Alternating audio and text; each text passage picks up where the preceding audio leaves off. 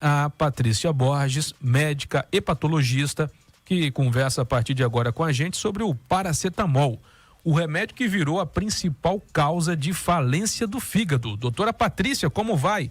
Boa tarde para a senhora. Boa tarde, Tiago. Boa tarde a todos os ouvintes.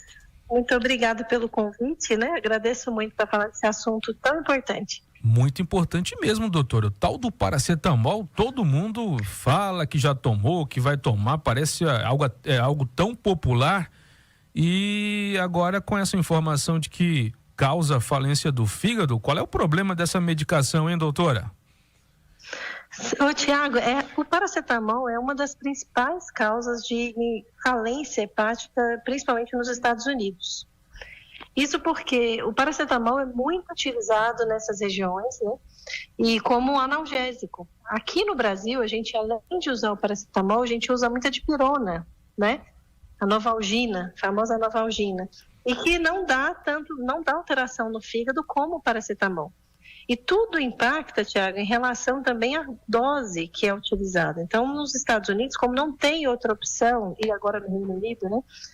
Não tem outra opção de analgésico de larga escala para uso comum, a maioria dos pacientes utilizam somente o paracetamol. Então, aqui nós temos a dipirona. Então, a nossa prevalência de falência hepática associada ao paracetamol é mínima, porque nós temos outro recurso, outro medicamento que tem uma boa ação como analgésico e não utilizamos tanto o paracetamol como é nos outros países. Tá certo. Doutora, mas o paracetamol é porque ele é ruim mesmo, a medicação que deveria ser excluída, ou porque as pessoas estão tomando a revelia de qualquer maneira, às vezes sem a prescrição médica, inclusive? Com certeza, Tiago, o problema do paracetamol é que ele é um ótimo medicamento. Só que ele deve ser usado de forma orientada, com uma orientação médica, com uma dose que é menos tóxica. Então, assim, para você ter ideia, hoje aqui, né, no Brasil, a gente prescreve paracetamol de 500 miligramas a cada 6 horas, entendeu? Seria, então, por exemplo, 2 gramas por dia, né, em média. A dose tóxica do paracetamol seria acima de 4,5 gramas por dia. Então, é como se você estivesse usando o dobro da dose recomendada diariamente e em outros países, que não é o que... E assim, então, não é o que nós recomendamos. Então, usar um medicamento que é um bom medicamento de forma correta é o melhor que se tem para evitar danos, quaisquer danos. Qualquer medicamento em overdose, né, em aumento do que, por exemplo, prescrito em bula, do que já foi testado, que teria benefício, pode fazer mal à saúde.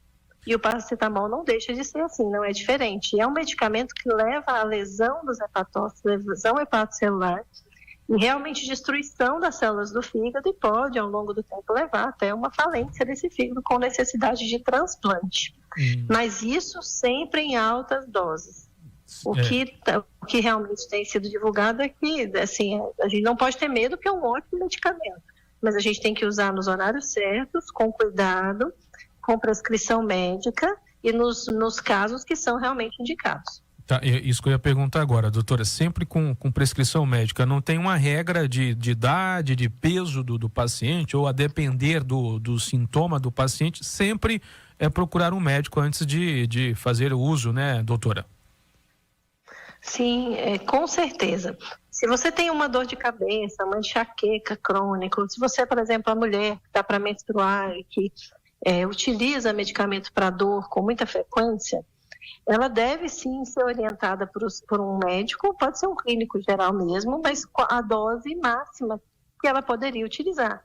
E o que a gente faz muito na prática é intercalar analgésicos. Eu não preciso usar só, tipo assim, olha, não passou a dor, eu vou usar, não, eu vou tomar mais. Não melhorou com o comprimido, eu tomo 2, 3. Isso pode fazer muito mal, então dá outras reações também.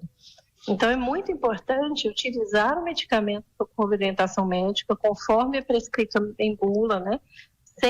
Para evitar toxicidades e outros efeitos colaterais da overdose da medicação.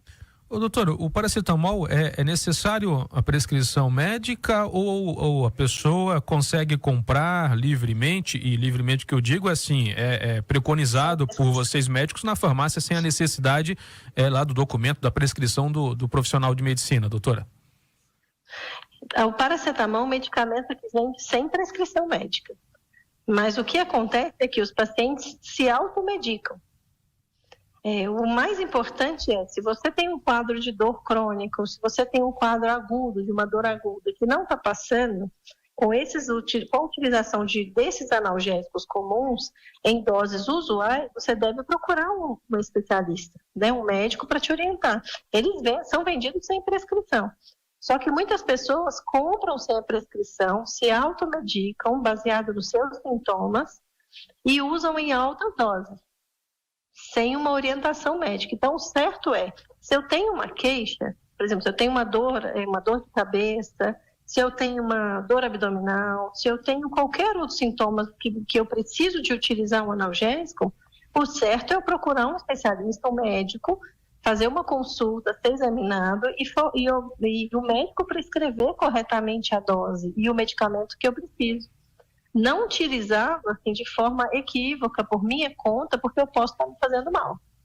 Claro. E o recado que a gente dá é sempre esse, né, doutora? Para de ficar querendo usar porque viu no Google, porque um colega, o vizinho te indicou. Vai no profissional de medicina, no médico, na médica, porque eles estudaram para isso e vão saber o porquê que está te receitando determinado remédio. Para de se automedicar, porque é um problema muito sério.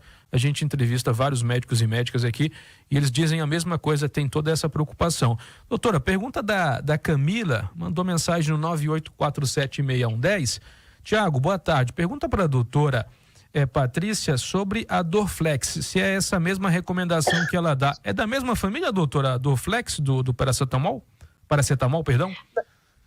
O Dorflex, ele tem um relaxante muscular, ele é um outro tipo de medicamento.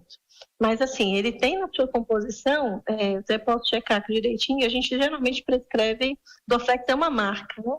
A gente geralmente prescreve o princípio ativo. Mas, assim, é um medicamento que é utilizado para dor também, Dorflex.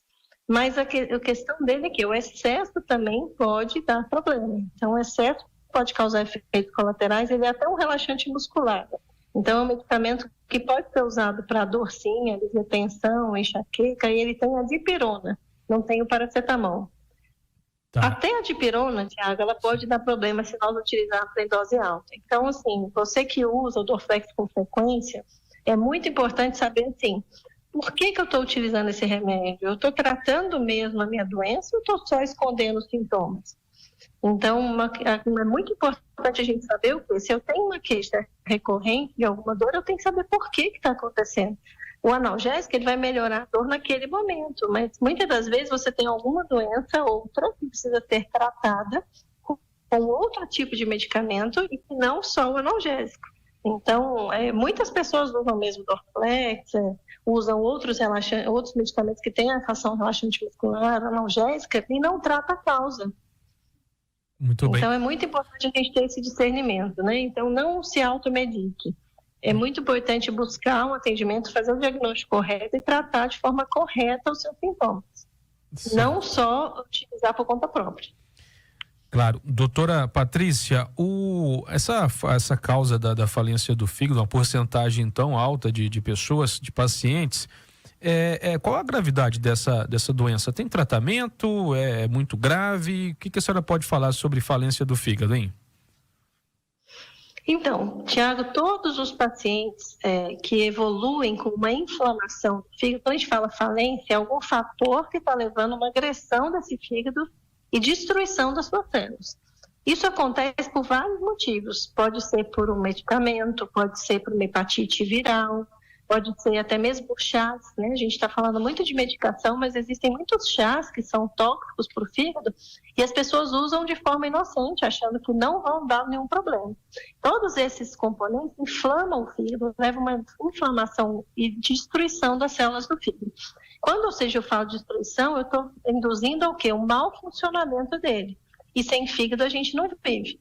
Então, assim, se eu tenho uma lesão no meu fígado e ele começa a mostrar que não está funcionando bem, quando eu falo falência, muitas das vezes o quadro é tão grave e tão urgente que o paciente, se não for transplantado, ou seja, se não tirar esse fígado que está comprometido e colocar um novo, né, fazer uma cirurgia de grande porte, ele pode vir a morrer por isso.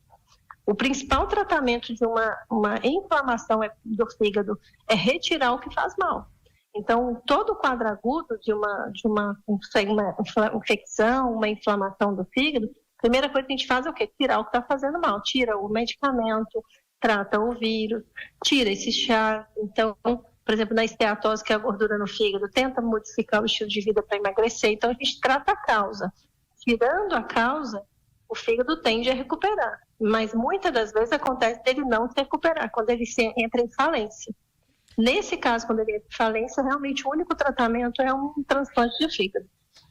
E aí é uma possibilidade do paciente viver, sobreviver, né? Porque sem o fígado funcionando bem, a gente não consegue viver. É igual o coração, né? A gente tem um só.